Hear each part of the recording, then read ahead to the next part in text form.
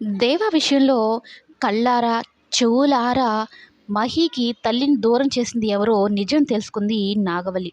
ఒక్కసారిగా షాక్ అయిపోతుంది.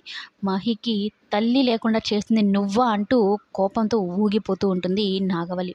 అసలు నాగవల్లికి విషయం ఎలా తెలిసింది అంటే, బాలరాజు కావేరిని గ్రౌండ్‌లోకి పంపించి వెయిట్ చేస్తూ ఉంటాడు. చిన్ని, కావేరీలు గ్రౌండ్‌లోకి వెళ్ళడంతో. అయితే ఈ దేవ వచ్చి, "ఏంటి సతీ సమేతంగా వచ్చి ప్రోగ్రెస్ కార్డ్ తీసుకోవడానికి వచ్చారా?" అంటే, "అవును మరి నీకు ఆ అదృష్టం లేదు కదా! నీ చేతులారా నువ్వే నీ భార్యని చంపేసుకున్నావు కదా! ఇంకెక్కడి నుంచి వస్తుందిలే" అన్నట్టు మాట్లాడతాడనమాట. "ఏయ్! మాటలు జాగ్రత్తగా రాని" అంటే, "ఏం మాట్లాడాలి?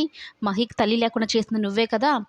అప్పుడు పార్వతిని చంపేసి నా భార్యని జైలుకి పంపించావు. ఇప్పుడు సత్యం బాబుని చంపేసి నన్ను జైలుకి పంపించాలని చూస్తున్నావు. ఎప్పుడు ఇదే జరగదు. చూస్తూ ఉండు. నీకంటే శిక్ష పడే రోజు ఒక దగ్గరలోనే ఉంది" అని బాలరాజు మాట్లాడుతూ ఉంటే, "అవునా? 10 ఏళ్ళు ఏం చేసావు మరి? అప్పుడు జరగలేదే నీకు న్యాయం, నీతి. ఇప్పుడు అన్నీ గుర్తుకొచ్చేసాయా? ఎలా జరుగుతుందనుకుంటున్నావు?" అంటే, "ఎప్పటికైనా నీతి, న్యాయమే గెలుస్తుంది. నువ్వు అనుకున్నంత మాత్రాన నువ్వు అనుకున్నది జరగదు. చూస్తూ ఉండు. కరెక్ట్‌గా నిన్ను 10 రోజుల్లో నిన్ను జైలులో పంపించి నేను ఉరికమ్మ ఎక్కించకపోతే నా పేరు బాలరాజు కాదు" అంటూ మాట్లాడుతూ ఉంటే, ఇంకా పైకి పైకి అరుస్తూ ఉంటాడనమాట. "నువ్వు పైకి పైకి అరవడానికి ఇది నీ ఇల్లు కాదు, నా ఇల్లు కాదు. ఇది నీకు కొడుకు, నా కూతురు చదువుతున్న స్కూలు. నీకంత సరదాగా, నీకంత దూలగా ఉంటే చెప్పు, నీ సరదా తీర్చేస్తాను, లొకేషన్ అవన్నీ పంపిస్తా" అన్నట్టు మాట్లాడతాడనమాట. అయితే అదే సమయంలో మాహీని తీసుకొని బయటకు వస్తూ ఉన్న ఈ నాగవల్లి వాళ్ళిద్దరి మాటలు వింటుందనమాట. విని ఒక్కసారిగా షాక్ అయిపోతుంది. "ఇదేంటి? మా అక్కని చంపింది కావేరి కాదా? మా బావ! కానీ ఇన్ని రోజులు నాకు కావేరి అని చెప్పాడు. కావేరి జైలు శిక్ష అనుభవిస్తుంది కాబట్టి నేను కూడా కావేరి అనుకున్నాను." అంటే వీళ్ళిద్దరు గతంలో ఫ్రెండ్స్ కాబట్టి బాలరాజ్‌కి, దేవాకి మధ్య ప్రతి ఒక్క విషయం వీళ్ళిద్దరికీ తెలిసే ఉంటుంది కదా! అంటే మా అక్కని చంపింది మా బావేనా? ఇది కన్ఫర్మ్ చేసుకోవాలంటే నాకు సాక్ష్యం కావాలి. ఎలా వస్తుంది? బాలరాజుతో పర్సనల్‌గా మాట్లాడాలైతే అనుకుంటుంది.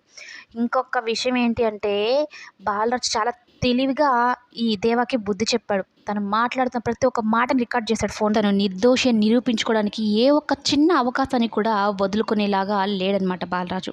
మహికి తల్లిని దూరం చేసింది నువ్వైతే, నా భార్యని శిక్ష అనుభవించేలా చేశావు. ఇప్పుడు నా తప్పు నేను తెలుసుకున్నాను.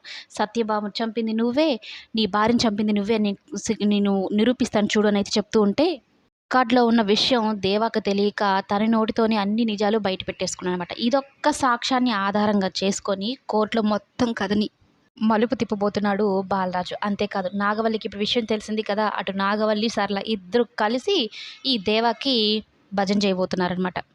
భజన కోసం అలాగే దేవాని పోలీసులు కొట్టుకుంటూ తీసుకొని వెళ్ళడము, తను చేసిన తప్పులు ఒప్పుకున్నాడు కాబట్టి, ఆ తర్వాత కథ ఎలా ఉండబోతుందో కమింగ్ ఎపిసోడ్‌లో చెప్పుకుందాం.